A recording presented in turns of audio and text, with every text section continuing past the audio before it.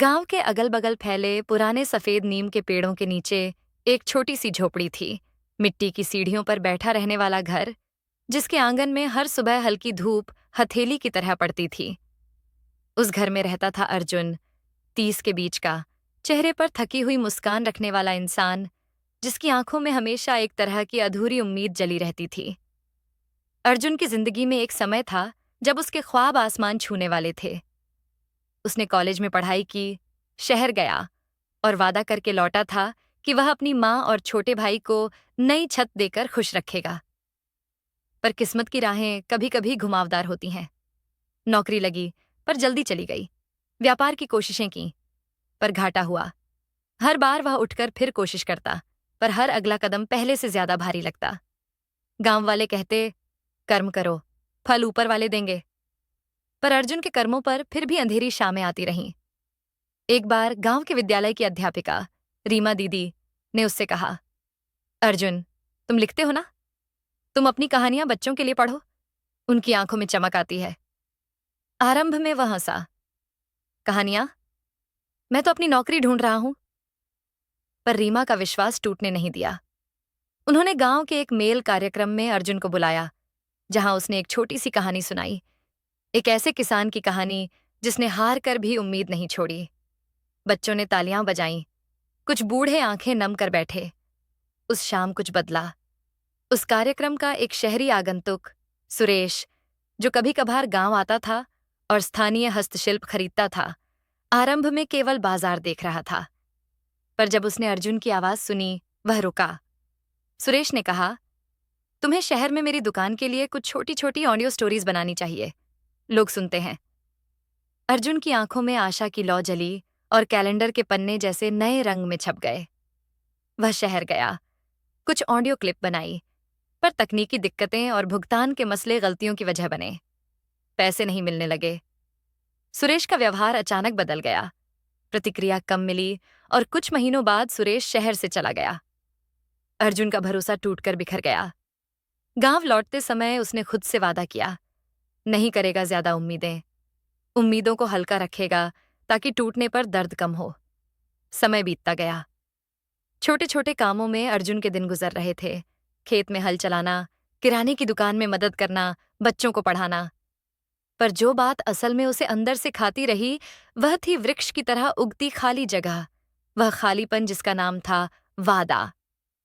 हर वादा जो टूटा, उसे अपनी छोटी सी छाती पर रखते हुए उसने सोचा कि कोई दिन आएगा जब वादों की जगह काम के फल आएंगे। एक बरसात की शाम अर्जुन के घर के पास एक अजनबी लड़की आई। उसका नाम था मीरा। वो शहर से आई हुई सामाजिक कार्यकर्ता थी, जो गांव में गांव वालों के साथ मिलकर स्किल सिखलाई परियोजनाएं चलाती थी। मीरा ने गांव में देखा कि कैसे लोगों के पास हुनर है, पर बाजार तक पहुंच कम है। उसने प्रस्ताव रखा, हम तुम्हारे लिए एक छोटे से मौके की व्यवस्था कर सकते हैं। एक स्थानीय उत्सव में तुम्हारी कहानियां रिकॉर्ड करवा देंगे और इन्हें डिजिटल फॉर्म में डाल देंगे, छोटे छोटे बच्चों के लिए। तुम तैयार हो? अर्जुन ने इन शब्दों को पहले संदेह की नजर से देखा, पर मीरा की आंखों में वही दृढ़ता थी जो कभी रीमा दीदी में थी। उसने हाँ कहा। काम शुरू हुआ, पर फिर वही पुरानी आवाज उसके कान में गूंजी, और अगर फिर वादा टूट गया तो? पर अब कुछ अलग था। अर्जुन सिर्फ पैसे के लिए नहीं कर रहा था। वह कर रहा था बच्चों, उनकी आशाओं और अपनी आवाज के लिए। मीरा ने गांव वालों को जोड़ा, स्थानीय बाजार के एक छोटे स्पॉन्सर को राजी किया, और शहर के एक स्वतंत्र पॉडकास्ट संकलन ने उनकी रिकॉर्डिंग में हाथ बटाया। प्रत्येक रात अर्जुन अपनी कहानियों को तराशता। कहानियां जो गांव की मिट्टी, दादी की खांसी, बूढ़े खेतों की खुशबू और उन छोटे छोटे उपवासों की गाथा थीं जिनमें भी हंसी समाई रहती थी। एक दिन उत्सव का दिन आया। गांव के मैदान में रंगीन झंडे लहर रहे थे। बच्चे पंख फैलाए बैठे थे। बुजुर्ग अपनी दाढ़ियां सहलाते हुए सुन रहे थे। अर्जुन स्टेज पर गया। उसकी आवाज ने धीरे से कहानियों के दरवाजे खोल दिए। एक के बाद एक उसने किसानों के साहस की, दोस्ती के त्याग की और माँ की मुस्कान पर जिंदाबाद वाली कहानियों को पढ़ा। पर बीच में अचानक जोरदार बारिश आ गई। लोगों ने कौंध भर ली। रिकॉर्डिंग टीम घबराई। स्पॉन्सर सोच में पड़ गया। सब बीमा तक कैसे चलेगा? लेकिन अर्जुन ने बिना हिले कहानी जारी रखी। बारिश में बच्चे खेल पड्ढे, बूढ़े छतों के नीचे हाथ जोड़कर बैठे, पर अर्जुन ने गाना नहीं छोड़ा। उसकी आवाज बारिश की टपक टपक के साथ मिला दी गई और वो आवाज अब और भी सच्ची लगने लगी, जैसे कोई पुराने वक्त का सत्य बोल रहा हो। उसी बारिश में रिकॉर्डिंग का एक छोटा हिस्सा गलती से शहर के उस पॉडकास्ट के एडिटर के पास लाइव चला गया, बिल्कुल अनायास। एडिटर ने सुना और रुक न पाया। उसने पूरे एपिसोड को प्रकाशित किया। अगली सुबह अचानक एक लहर सी उठी। लोगों ने शेयर किया, कुछ शहरी ने रिव्यू दिया, और सबसे अहम, बच्चों के स्कूलों में उस कहानी को सुनाने की मांग आने लगी। मीरा की आंखों में आंसू थे, अर्जुन के होठों पर सोचने वाली एक हल्की सी मुस्कान। लेकिन हर कहानी की तरह सफलता के साथ चुनौतियां भी आईं।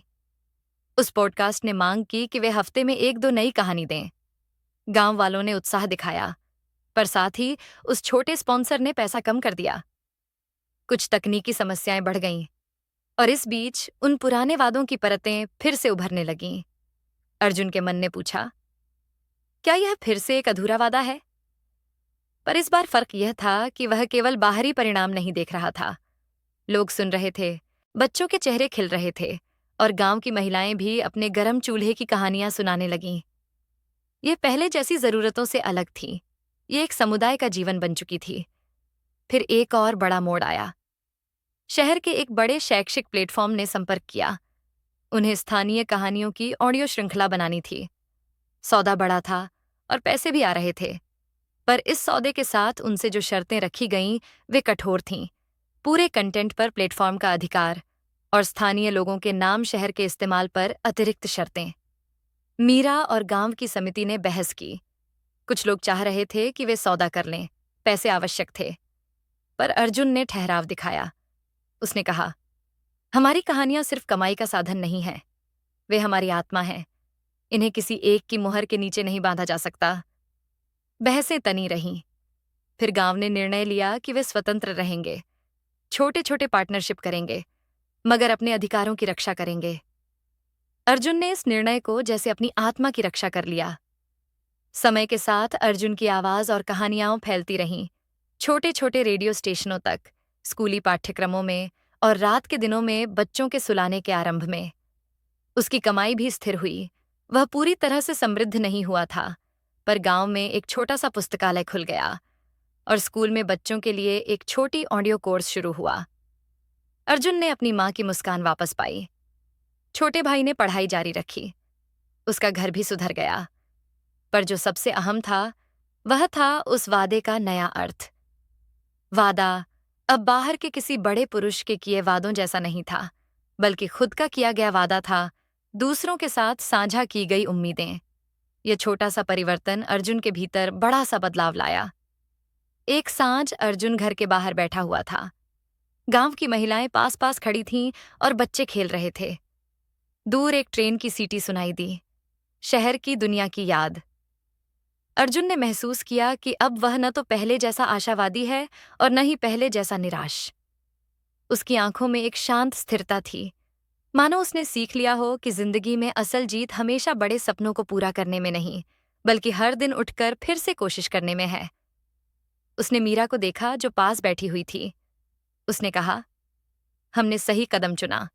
पैसे का पीछा करने से बढ़कर हमने अपने लोगों की आवाजों को बचाया। मीरा ने सिर हिलाया और बोली, तुम्हारी कहानियां आज बहुतों की रातों का सुकून बन गई हैं।